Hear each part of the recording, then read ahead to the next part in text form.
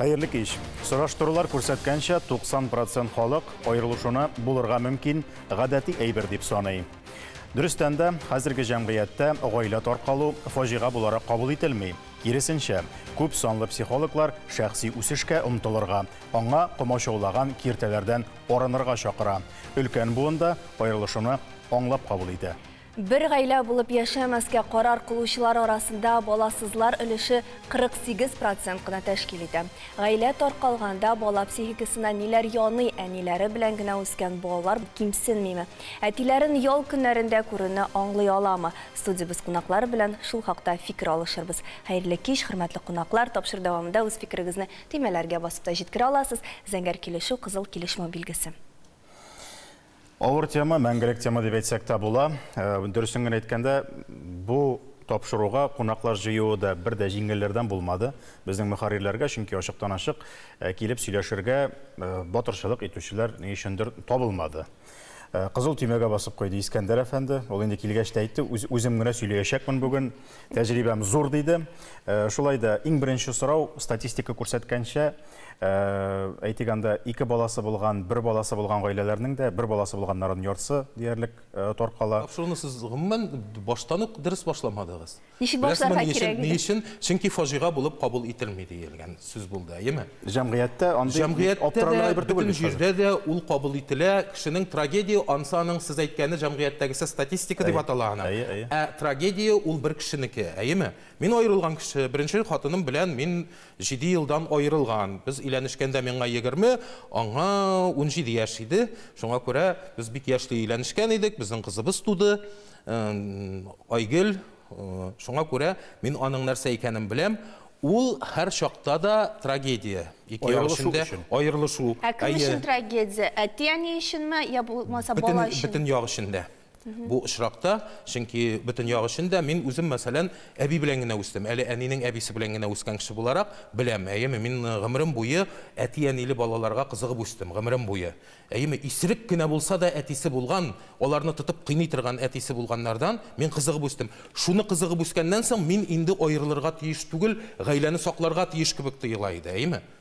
Әмма кеше бары тик үз хаталарында гына сабак алырга өйрәнгән. Шуңа күрә кеше һәр вакыт кеше булып кала. Бөтенсе дә онтыла, бөтенсе дә әйтә, минем дә гаилә таркалды. Нәрсә өчен таркалды, нәрсә дигәннән, мөгаен иң гаеплесе мин булганмындыр инде. Чөнки менә бу телевидение, бөтенсе, теге дан шөһрәт, дәрәҗәләр һәм башкалар, мин аларны күтәрә алмадым. Аны күтәрә алмаган җирдә нәрсә барлыкка килә? Теге огонь, вода, медные трубы диләр бит, әйеме? Утны суны кичеп була. Теге медные трубы дигәнен кешеп булмый. Синең хөрмәткә уйнаган фанфарлар, синең хөрмәткә күтәрелгән шәркәләргә шыдап булмый. Һәм нәтиҗәдә бу мәңгелек айнымаслык гаиләне таркатуга китерде.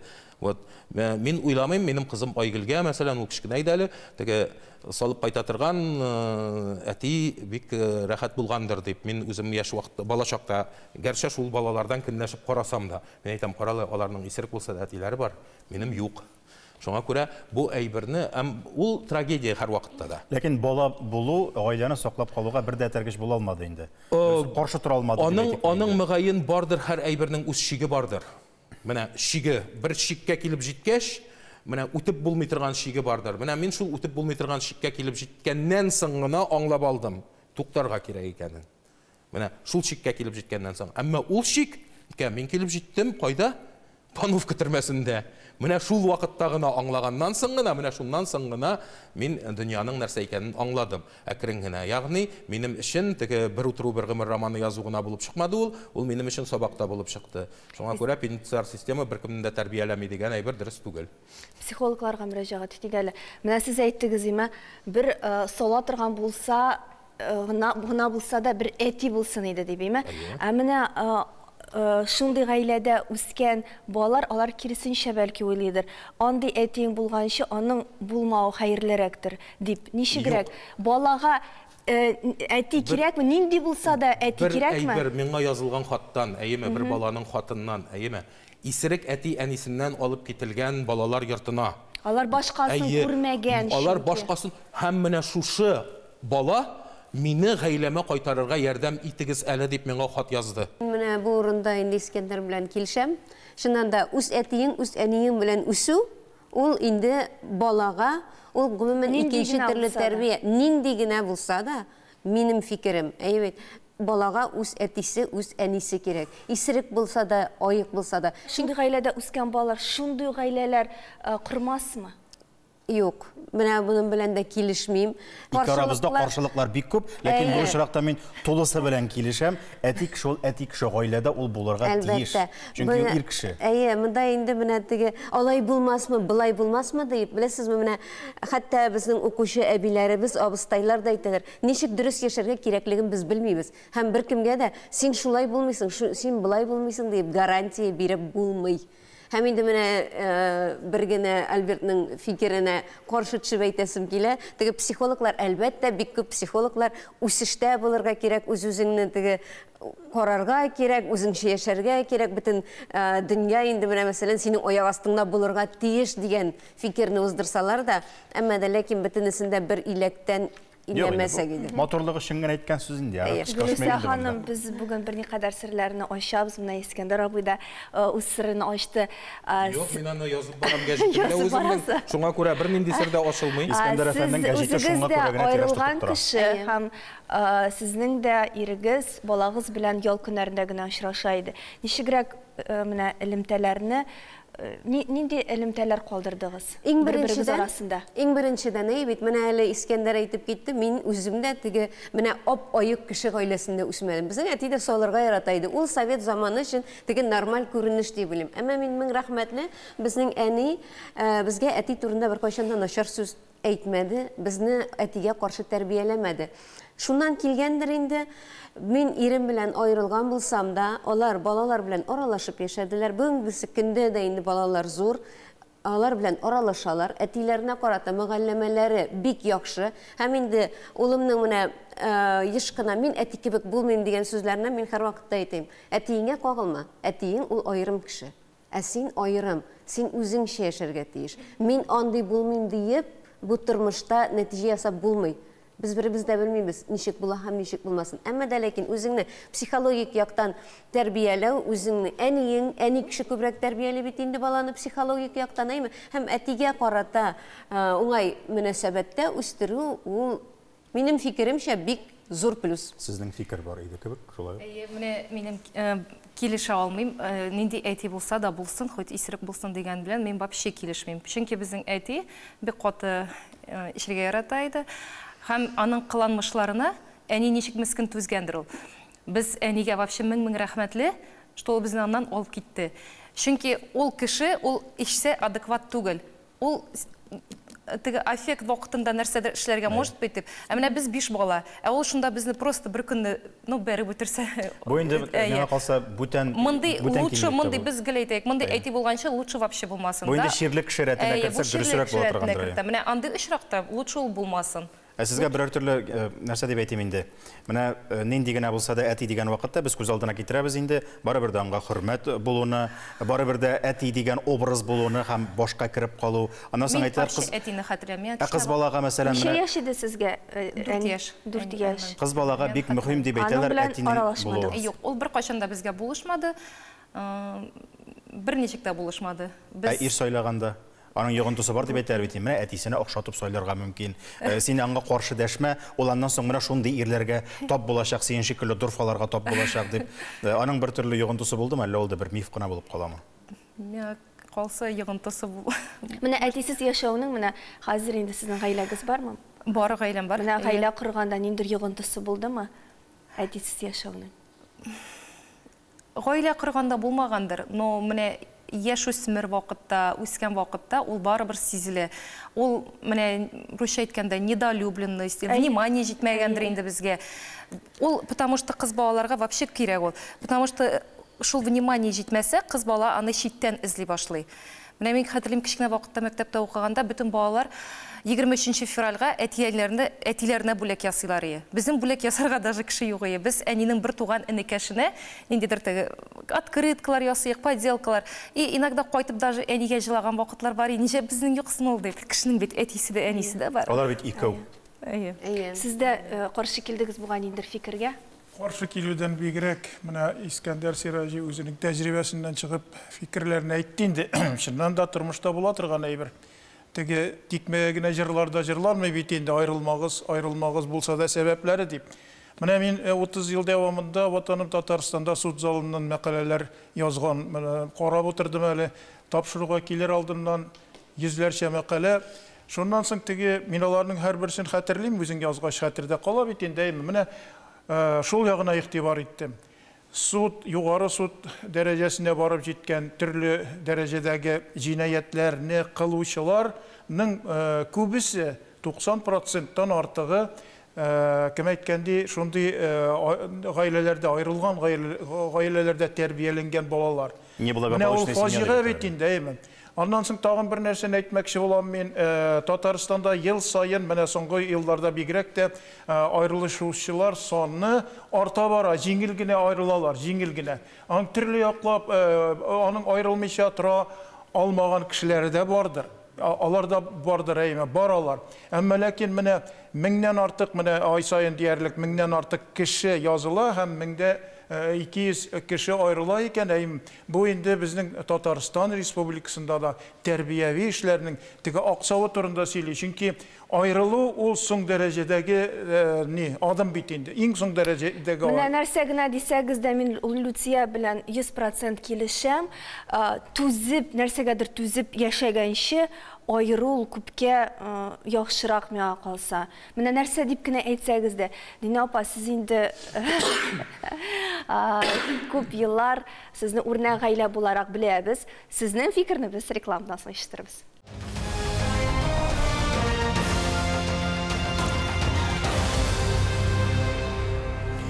Таян нуктасы студиясында айрылышу һәм айрылышудан соң ата белән бала яки балалар арасында булган мөнәсәбәтләрне оралауны дәвам итәбез. Бик авыр тема, мин булай ук тирәнгә керебез дип уйламаган идем. Беренчедән шәхси тарихлар һәм инде күпмедер дәрәҗәдә киң җәмәгатьчелеккә әйтелмәгән сүзләрдә ишетелә. Икенчедән статистика саннар, Камил абый әйтеп узган саннар да дөрестән дә алар бик кире әйбер бит инде, куркыныч булса да йогынтысы ни дәрәҗәдә зур икәнлеге, саллы икәнлеге күренә. Дина ханым, сездә калган идек бу темага сөйләшүне. Сезнең тәҗрибәдә, инде сезнең күпме гаиләләрне күргән, күпме гаиләләр булдырган дип әйтик инде, аларга кушылырга ярдәм иткән, шул мизгелләрен бүлешкән кешесез. Беркем дә айрылышабыз дип өйләнешми бит инде ул. Юк. Менә мин тыңлап торам, хәзрәйме, мин Аллага шөкер, мин әтиле, әниле балада үстем, гаиләдә үстем. Мин хәтерлим, әтиемнең кырдан үзенә алып киткән ризыгын күкәйләренә алып кайтып, менә теге куян күчтәнәше дип миңа биргәне. Менә мин хәзер үзем әби, 3 оныкның әбисе, әле миңа хәзердә әти кирәк. Шуңа күрә шуннан да иләнешкән вакытта, менә кемдер шул хәтле матур итеп иләнешәләр, күпмедер вакыттан соң күрәсең, аларның балалары да була, аларның инде тормышлары айрылган була. Ничек кенә булса да, ничек кенә авыр булса да, син гаилә кырдың икән, беренче чиратта инде син мәхәббәттән гаилә кыргансың балаң турында, синең балаң туды икән, балаң турында уйларга тиешсең. Менә Луиза нәрсә булса да түзмәскә кирәк диyor. Бала барма ул, юкма ул, мәсәлән, уларны гел әйтә, мәсәлән, без белән бәхәсләшәбез. Мәши булып яшәгәнгә күрә айрым бала тыныч тормышта яшәсә яхшырак түгелме? Дина ханым буны алай дип уйламый. Менә мәсәлән, һәр көнне менә сез күз алдыгызга китерегез. Һәр көнне әни я булмасаң да әти бер-берсе белән күрешә иде. Һәр вакыт ызгыш. Ул баланың психикасына нәрсә була? Сүздә юк, анда да бик каты кыенлык. Анда инде сүздә юк, исерек әти белән үскән. Исерек кенә булмасын, башка проблемалар булсын. Башка проблемалар алып кайткан, гаиләдә әниме, әтиме гаиләгә башка проблема алып керә икән ул. Анда бик каты авыр, сүздә юк. Аны инде кемдер үзенең башыннан кичергән кешегә аңлый. Әмма ләкин менә бит уйлыйсың, кайчагында ничек кенә булса да бәлки менә бу адымда түзеп барырга кирәктер. Бәлки үтеп китмәсме дисең. Менә ул безгә татарга хас инде ул. Гел түзү, түз миңа әни гел әйтә, түз инде балам, түз инде балам. Әниң акыллы икән, котышкы акыллы икән, әйеме? Чөнки бер кайчан да бер генә гаепле булмый, әйеме? Әгәр дә ниндидер кемдер түзү дәрәҗәсенә килгән икән, значит ул түзмәс дәрәҗәгә икенчене җиткергән. Чөнки тормышта ул ялгышу була, әйеме? Бәлки иләнешкән вакытта ук ялгышкан булгансыздыр. Мин мәгәен шулай булганмындыр дип уйлыйм. Чөнки ирне ириткәндә хатын дигән әйбер бар, әйеме? Менә мине ураган идем мин, әйме яшь чакта. Менә шушы ураганны бүген йомшак кына мәше шикелле кеше ясадылар, әйме? Ишми, тәртипле генә намазын укып кына йөри торган бер кешегә әйләндерделәр. Моны бөтенесе дә бар иде, әмма ул рәхәт тормышка теге тормыш, уйсыз, фикерсез рәхәт, теге син бик улуг кешегә әйләнә торган 5 рюмкадан соң, әйме? Ул тормышка кайту теләге бар иде. Мине шул тормышка кертмәделәр яңадан. Мин хәзер менә хатыным Илмирага бик рәхмәтле бу мәсьәләдә, әйме? Ул нинди генә вакытта да мине әкрен генә тартып чыгарып, мине шушы дәрәҗәгә җиткерде. Шуңа күрә түз дигән әйбер бар, әйме? Әниң бик акыллы булган бу мәсьәләдә. Ну, кайберәүләр аны тыңламаган икәнен генә беләм, шуңа күрә. Түзүнең дә шиге бар, анда сүз дә юк инде. Түзүнең дә шиге бар. Психолог нәрсә дип әйтер икән? Балалар күзлегеннән караганда дөрестән дә шулай.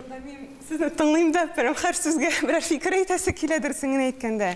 Ул түзү турында дөрестән дә аның бер шиге бар, менә Искәндәр әфәнде әйткән кебек, аның бер шиге бар. Безнең кешеләр сөйләшә белми.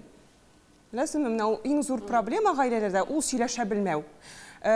Башында ниндидер фикер йөртә, нәрсәнедер әйтми кала, менә аны кичкенә сөйләшеп кенә олы кешене үзгәртеп буламы? Була. Ул үзгәртүдән дә түгел, ул гомумән менә гаилә ул нәрсә?